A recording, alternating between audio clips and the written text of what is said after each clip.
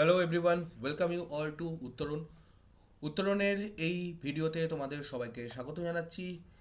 আমি পলাশ ধর। আজকে তোমাদের অঙ্কের প্র্যাকটিসের 14 নম্বর নিয়ে আলোচনা করব। আমাদের পুলিশের পরীক্ষার জন্য প্রস্তুতি চলছে এবং সেই অনুযায়ী আমরা কিন্তু প্রত্যেকটা ভিডিও আনতে থাকছি রেগুলারলি, রুটিন মাফিক। তোমরা জানো যে আমাদের কিন্তু রুটিন মাফিক ক্লাস চলছে।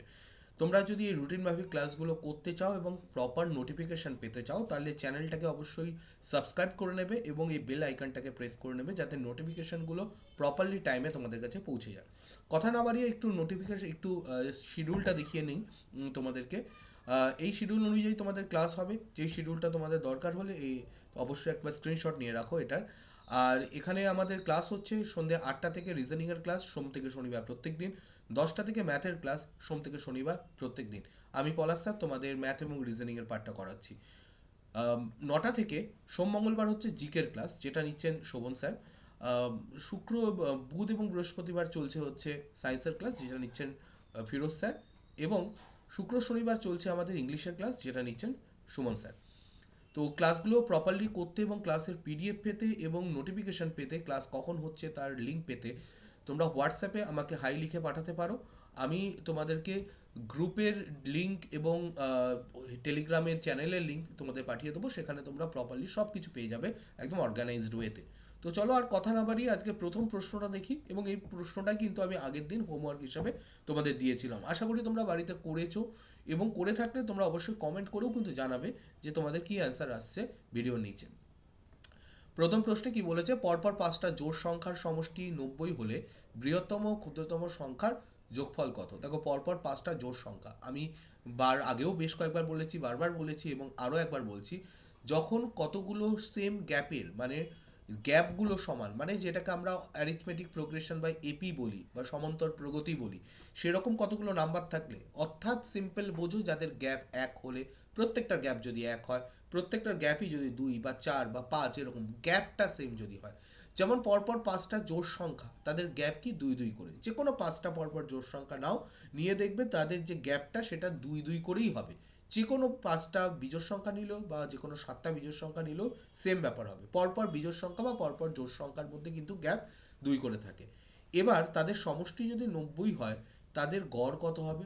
90/5। কেন করছি বলে দেবো। গড় কত? গড় হবে 18। এই যে 18 বেরোলো, এইটা হচ্ছে সব সময় যদি গ্যাপ সেম হয়, তাহলে এই 18 হচ্ছে ওদের মিডিল নাম্বার। পরপর 5টা সংখ্যা, তার মানে এর আগে আছে 16 এবং তার আগে আছে 14। পরপর 5টা সংখ্যা, তার এর পরেও দুটো সংখ্যা থাকবে, অর্থাৎ 20 এবং 22। এই হয়ে গেল পরপর 5টা সংখ্যা, কত সহজে বেরিয়ে গেল।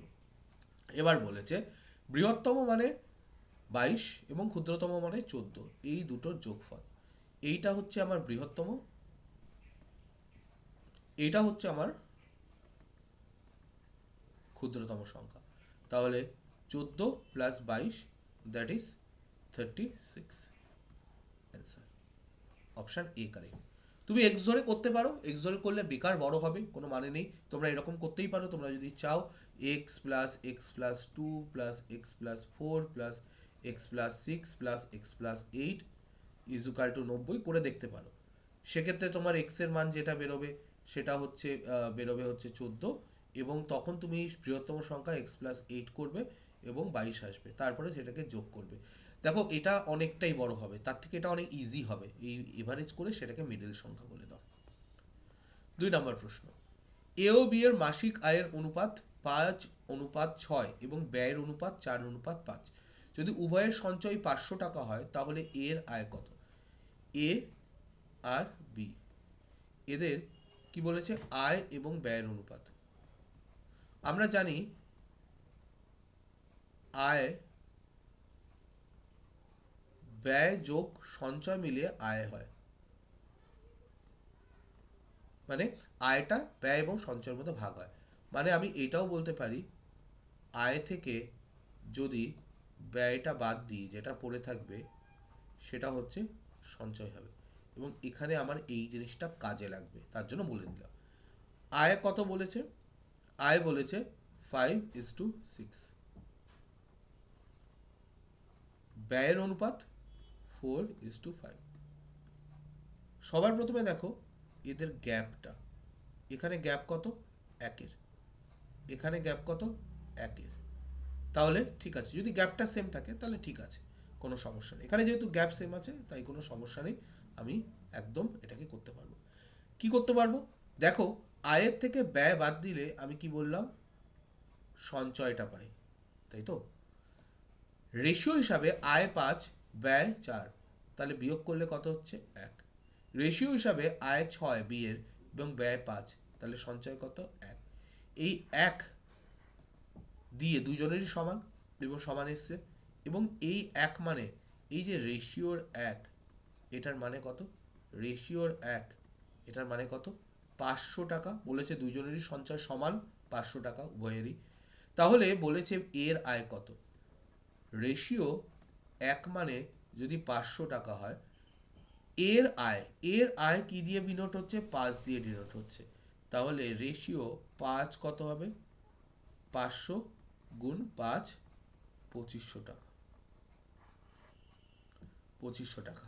ওকে, তাহলে এইটা হচ্ছে ইজি ওয়ে যেখান থেকে তুমি জাস্ট রেশিওর গ্যাপটা বের করে তুমি বলে দিতে পারবে যে অ্যান্সার কত হবে। ওকে, চলো পরের প্রশ্ন। দুইজন ব্যক্তি দুটি স্থান থেকে একে অপরের দিকে একই সময়ে যাত্রা শুরু করে। ওকে, দুইজন দুই দিক থেকে একই দিকে ফেস টু ফেস যাত্রা শুরু করে। যাত্রা শুরু যথাক্রম 4 ঘন্টা এবং 16 ঘন্টা পরে তারা একে অপরের সঙ্গে মিলিত হয়। প্রথমজন যাত্রা করার 4 ঘন্টা পরে, দ্বিতীয়জন যাত্রা করার 16 ঘন্টা পরে তারা একসঙ্গে মিলিত হয়। তবে প্রথম জনের ঘন্টায় গতিবেগ 18 কিলোমিটার হলে দ্বিতীয় জনের ঘন্টার গতিবেগ কত। ওকে, ভালো কথা। দেখো, এই প্রশ্নটার মধ্যে কিছু একটা ভুল আছে। কেন ভুল আছে আমি বলি। দুইজন ব্যক্তি দুটি স্থান থেকে, ধরো দুটি স্থান আছে, এই দুটি স্থান থেকে একটা এ একটা বি। প্রথমজন এ থেকে বি এর দিকে যাচ্ছে, দ্বিতীয়জন বি থেকে এর দিকে আসছে, তাই বলেছে একে অপরের দিকে একই সময় যাত্রা শুরু করে। একই সময় মানে ধরো সকালবেলা 8টার সময় দুজনেই যাত্রা শুরু করলো, ধরে নিলাম। এবার বলেছে এই লাইনটা খুব গড়বড়ে লাইন। যাত্রা শুরু করার যথাক্রমে 4 ও 16 ঘন্টা পরে তারা একে অপরের সঙ্গে মিলিত হয়। কি করে, কেন 4 ঘন্টা পরে ওরা যথাক্রমে 4 ঘন্টা 16 ঘন্টা কি একে অপরের সঙ্গে মিলিত হবে কি করে, ভাবো না। এ 4 ঘন্টা পরে ধরো এখানে এসছে, মিলিত হওয়া মানে কি দুইজনেই তো ওই পয়েন্টে এসছে, তাহলে ও যদি একই সময়ে দুইজনে যাত্রা শুরু করে তাহলে এও তো এই দূরত্বটা ওই 4 ঘন্টা পরেই আসবে, তাই না। এও তো 4 ঘন্টা পরেই আসবে।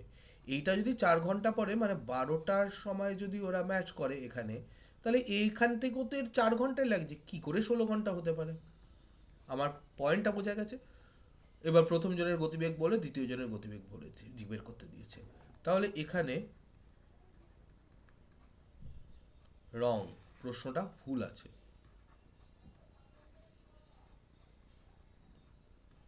ভুল প্রশ্ন। দুটি নল দিয়ে একটি চৌবাচ্চা যথাক্রমে 12 ও 16 মিনিটে জলপূর্ণ হয়। দুটি নল একসঙ্গে খুলে দেওয়ার কতক্ষণ পরে প্রথম নলটিকে বন্ধ করলে চৌবাচ্চাটি 4 মিনিটে জলপূর্ণ হবে। দেখো, দুটি নল আছে, একটা 12 এবং একটা 16 মিনিটে পূর্ণ করে। এবার বলছে দুটি নল খুলে দেওয়ার কতক্ষণ পরে প্রথমটাকে বন্ধ করতে হবে যাতে চৌবাচ্চাটি 4 মিনিটে জলপূর্ণ হয়। একটু ব্যাপারটা বোঝার চেষ্টা করি। দুটো নল, দুটো নল, একটা এ একটা বি, দুটোই ওপেন আছে। প্রথমটা বন্ধ করে দেওয়া হবে কতক্ষণ পরে, দুটি নল একসঙ্গে খুলে দেওয়া কতক্ষণ পরে যাতে পরেরটা শুধু বিটা আরও 8 মিনিটে পূর্ণ করে। এবার আমি সবার প্রথমে যেটা দেখতে পারি যে 8 মিনিটে দ্বিতীয়টা কতটা ভরে। 16 মিনিটে বিটা 16 মিনিটে 1 পার্ট ভরে, তাহলে 8 মিনিটে হাফ ভরেছে। তাহলে এই বাকি হাফটা, বাকি আছে কতটা,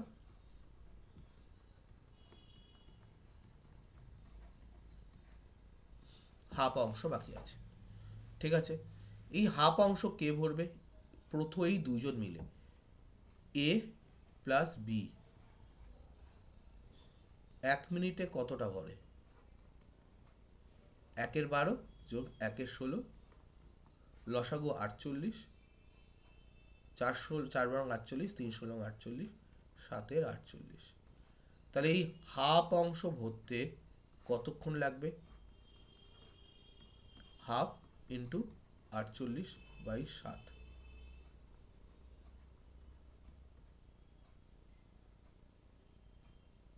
ওকে,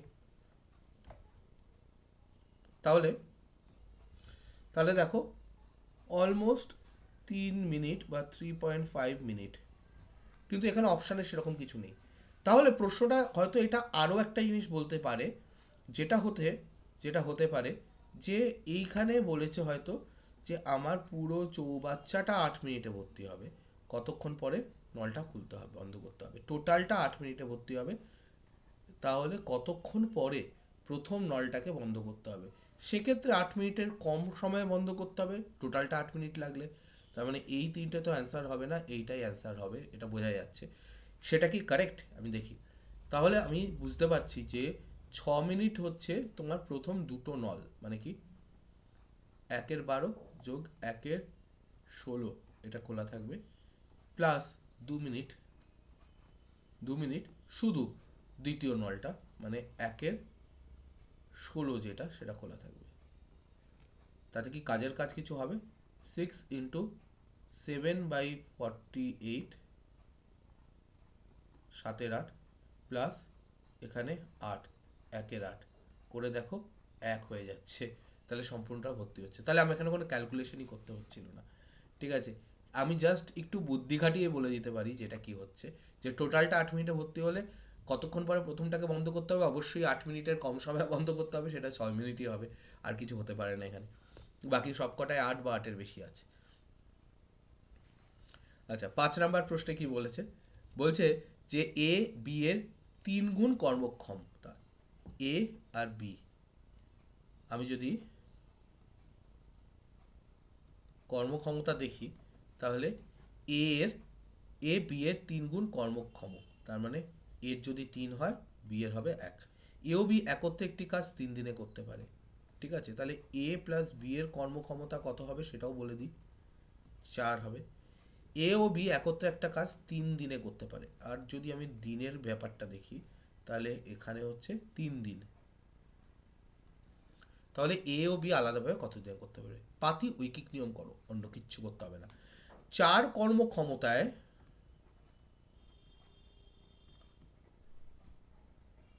কাজটি হয় 3 দিনে, তাহলে 1 কর্মক্ষমতায় কাজটি হবে কত দিনে? আরো বেশি দিন সময় লাগবে নিশ্চয়ই, 3 গুণ 4 দিনে মানে 12 দিনে। তার মানে এটা কার? এটা বি এরটা, বি এর কর্মক্ষমতা 1। তাহলে এর ক্ষেত্রে 3 কর্মক্ষমতায় কাজটি হয় 12/3, আরো কম সময় লাগবে কারণ কর্মক্ষমতা বেশি ওর, মানে এখানে হবে 4 দিনে। এ করবে 4 দিনে, বি করবে 12 দিনে। কত সোজাভাবে বেরিয়ে গেল একটু ভালো করে বোঝো, ইজি প্রসেস একদম। চলো, একজন ব্যাটসম্যান 20তম ইনিংসে 110 রান করায়, তার ইনিংসের রান সংখ্যার গড় পূর্বের থেকে 4 বেড়ে গেছে। এবার 20তম ইনিংসে তার রানের সংখ্যার গড় কত হয়েছে? 20তম ইনিংসের পরে তার রান সংখ্যার গড় কত হয়েছে? দেখো 110 হয়েছে, 110 রান করেছে 20তম ইনিংসে, এবং তাতে ওর রান গড় হচ্ছে 4 বেড়েছে। এই যে গড় 4 বেড়েছে, এটা 20টা ইনিংসের হিসাবেই ও 4 করে বাড়িয়েছে। তাহলে ও যদি 80 রান কম করতো, অর্থাৎ শুধুমাত্র 30 রান করতো, তাহলে ওর গড়ের কোনো পরিবর্তন হতো না, কারণ এই এক্সট্রা 80 রান করার জন্যই ও 20টা ইনিংসের গড়ে 4 করে বাড়িয়েছে। তার মানে এইটা কি বেরোলো? 19তম ইনিংস পর্যন্ত গড়। তাহলে 20তম ইনিংসের পর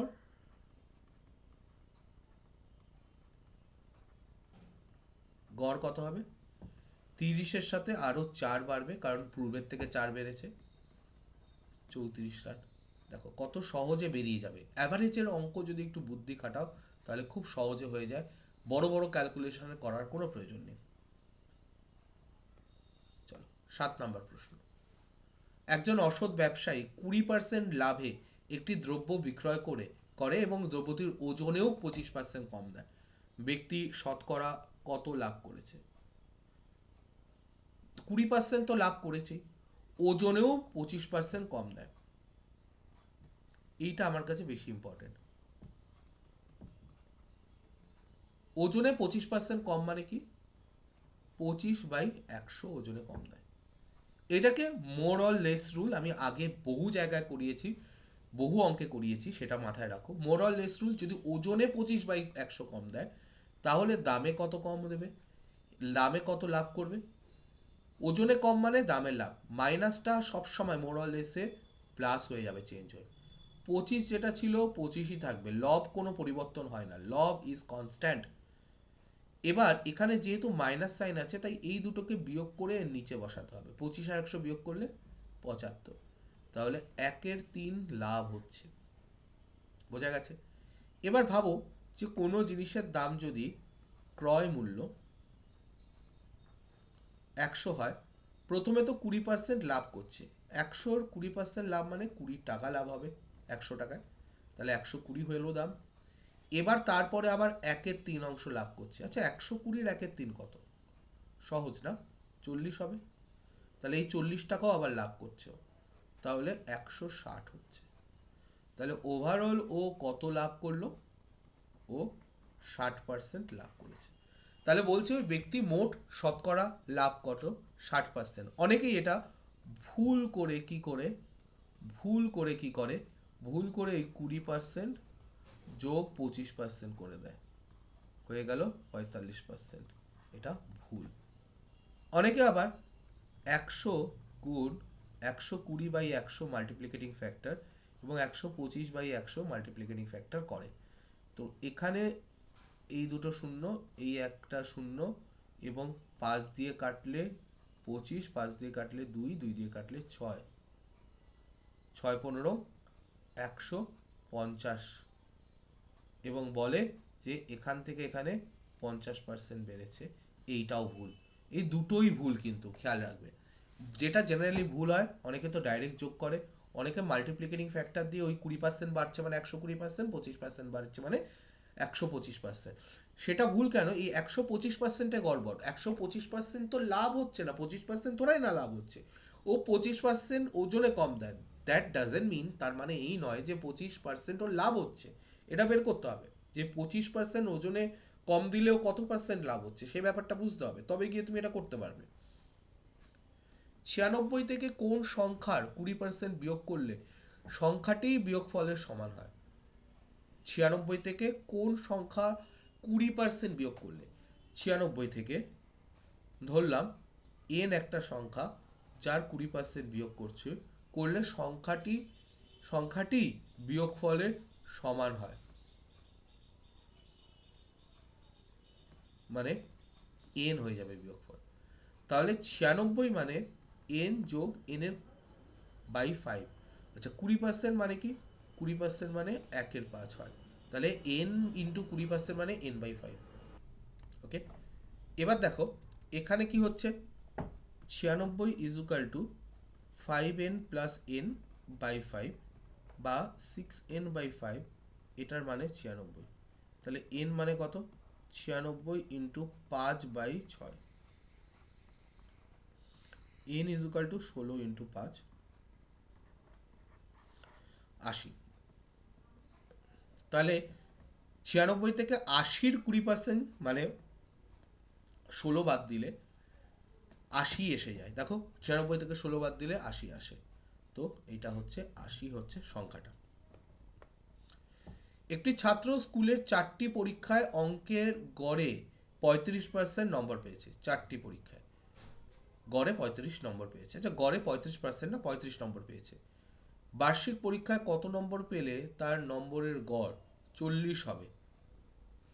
দেখো, ওকে টোটালটার গড় 40 করতে হবে, তাহলে ওকে তো ওই পরীক্ষায় 40 পেতেই হবে, প্লাস বাকি 4টে পরীক্ষায় যেই 5 নাম্বারের ব্যাকলগ চলছে, মানে 5 নাম্বার কম কম করে চলছে, সেটাকেও মেকআপ করতে হবে। তাহলে ওকে 40 পেতে হবে, প্লাস এই 4টে পরীক্ষা যে 40 থেকে 5 করে কম পেয়েছিল, সেটাও মেকআপ করতে হবে। তাহলে কি হচ্ছে 20, ওকে 60 পেতে হবে। ও যদি 60 নম্বর পায়, তাহলে 40 নম্বর গড় এইটার জন্য মেনটেন করলো। বাকি 20 নম্বর 5 করে বাকি আগের যে 4টে পরীক্ষা ছিল সেখানে গড়ে ইনক্রিজ করে দিতে পারবে। তাহলে টোটাল 40 অ্যাভারেজে চলে আসলো। এটা হলো মেকআপ করে দেওয়ার পদ্ধতি। এক ব্যক্তি সমগ্র যাত্রাপথের প্রথম 40 কিলোমিটার পথ 20 কিলোমিটার প্রতি ঘন্টা বেগে, পরবর্তী 30 কিলোমিটার পথ 10 কিলোমিটার প্রতি ঘন্টা বেগে এবং শেষ 50 কিলোমিটার পথ 50 কিলোমিটার প্রতি ঘন্টা বেগে অতিক্রম করে। সমগ্র যাত্রাপথে তার গড় গতিবেগ কত ছিল? গড় গতিবেগের একটা ফর্মুলাটা আগে বুঝি। গড় গতিবেগ মানে কি? মোট দূরত্ব বাই মোট সময়। গড় গতিবেগ মানে কিন্তু এই নয় গতিবেগের যোগফল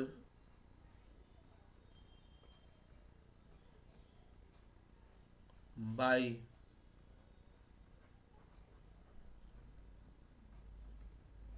গতিবেগের সংখ্যা, এটা নয় কিন্তু, এটা কারেক্ট ফর্মুলা। অনেকে এটা ভুল করো যে 20 কিলোমিটার গতিবেগ প্রথমে, তারপরে 10 কিলোমিটার, তারপরে 50 কিলোমিটার।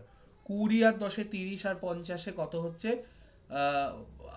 80, 80-কে 3 দিয়ে ভাগ করে দাও এবং আনসার আসবে হচ্ছে এর মধ্যে কোনোটাই নয়। কিন্তু সেটা কিন্তু অ্যান্সার নয়, কারণ কতটা পথ অতিক্রম করেছে দ্যাট ইজ মোর ইম্পর্টেন্ট। কতটা পথ অতিক্রম করেছে সেটাও ইম্পর্টেন্ট। তাহলে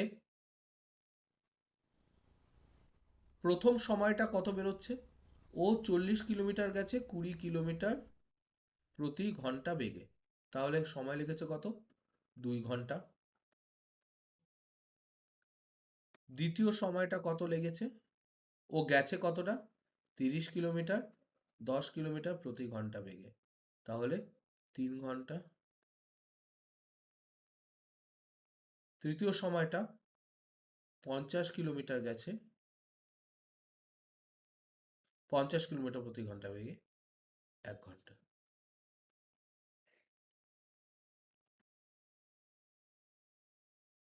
মোট সময় কত? 2 + 3 + 1, 6 ঘন্টা। মোট অতিক্রান্ত দূরত্ব কত? প্রথমবার 40, পরের বার 30, তারপরের বার 50।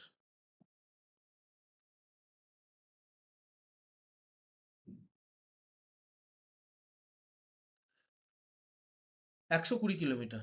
তাহলে গড় গতিবেগ কত এই দুটোর থেকে? 120 কিলোমিটার 6 ঘন্টা 20 কিলোমিটার প্রতি ঘন্টা ওর হচ্ছে গড় গতিবেগ। Option A correct. অন্য কোনো পদ্ধতি কিন্তু এখানে খাটবে না। তোমাকে সময় টোটাল বের করতে হবে, টোটাল ডিস্টেন্স বের করতে হবে এবং ডিস্টেন্সটাকে সময় দিয়ে ভাগ করে গড় গতিবেগ বের করতে হবে। অন্য কোনো পদ্ধতি খাটবে না, মাথায় রাখো। চলো 11 নম্বর প্রশ্ন। এ, বি ও এবং সি একটি ব্যবসা শুরু করে। এ ও বি যথাক্রমে 2560 টাকা এবং 2000 টাকা ওই ব্যবসাতে নিয়োজিত করে। বছরের শেষে 1105 টাকা লাভ হয়। এ 320 টাকা লভ্যাংশ পায়। ওই ব্যবসাতে সি কত টাকা নিয়োগ করেছিল? ওকে, এ, বি, সি। 2500 এ, সরি 560 এ, 2000 টাকা বি, আর সি কত টাকা বলেনি।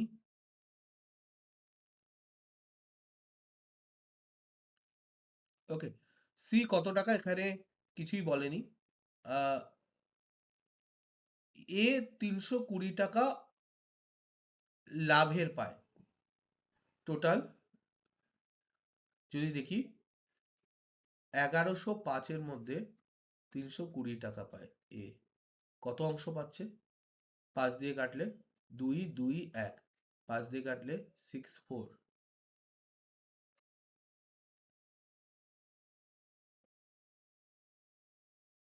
64 ভাগ 221-এর মধ্যে। আরো একটা জিনিস ভাবো যে এ যদি 64 ধরো 320 টাকা পায়, যদি 2600 2560 টাকা ইনভেস্ট করে 320 টাকা পায়, তাহলে ভাবো 2000 টাকা ইনভেস্ট করে কত পাবে? 320 বাই 2560 ইন্টু 2000,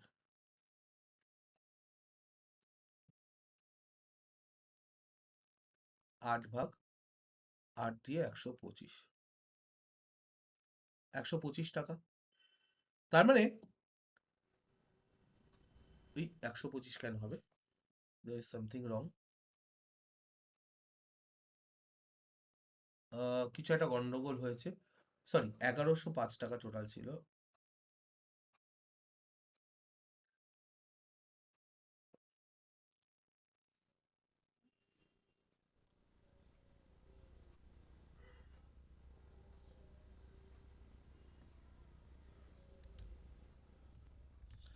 1000 না, এটা তো 2000 ছিল, তাই ইন্টু 2 হবে, ইন্টু 2 মানে 250 টাকা। তাহলে এ পায় 250 টাকা, এটা এ পাচ্ছে হচ্ছে 320 টাকা, বলাই ছিল। টোটাল কত ছিল? টোটাল হচ্ছে 1105। তার মধ্যে এরা দুজন এটা পেলে আর কত যোগ হলে 1105 হবে? তাহলে এর থেকে আমি 320 মাইনাস করি, 250ও মাইনাস করি, তাহলে কত হচ্ছে? 570 মাইনাস যাচ্ছে 5, 7-এর পর থেকে 3, 535 টাকা। আরেকবার দেখে নিই তাও। আহ 570, 7-এর পর থেকে 3, হাতে 1, 3 2 5, 1 6, 6-এর পর থেকে 5, 535। বেশ ভালো কথা। তাহলে এবার ভাবো, যদি 250 টাকা ইনভেস্ট করে 2000, 250 টাকা পায় 2000 টাকা ইনভেস্ট করে, তাহলে 535 টাকা পাবে কত টাকা ইনভেস্ট করে? 2000 বাই 250 ইন্টু 535। 5 দিয়ে কাটলে 5 অক্ষে 5, 107। 5 দিয়ে কাটলে 50, 50 দিয়ে কাটলে 40, 4280 টাকা। Option C correct.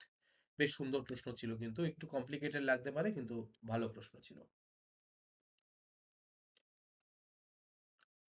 রাম একটি দ্রব্য রঞ্জনকে 15% লাভে বিক্রয় করে এবং রঞ্জন ওই দ্রব্যটি রতনকে 5% ক্ষতিতে বিক্রি করে।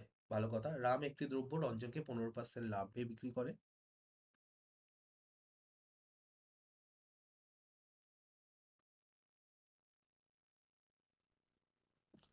15% লাভে, এবং রঞ্জন ওই দ্রব্যটি রতনকে,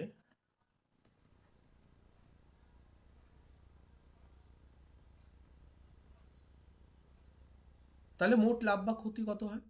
যদি একটা জিনিসের দাম 100 টাকা হয়, 15% লাভ মানে 115/100, 5% ক্ষতি মানে 95/100, মানে 100 থেকে কত বেশি বা কত কম সেটা যোগ বা বিয়োগ। এটা তো কেটেই গেল। 5 দিয়ে কাটলে 20, 5 দিয়ে 19, 5 দিয়ে কাটলে 4, 5 দিয়ে কাটলে 23।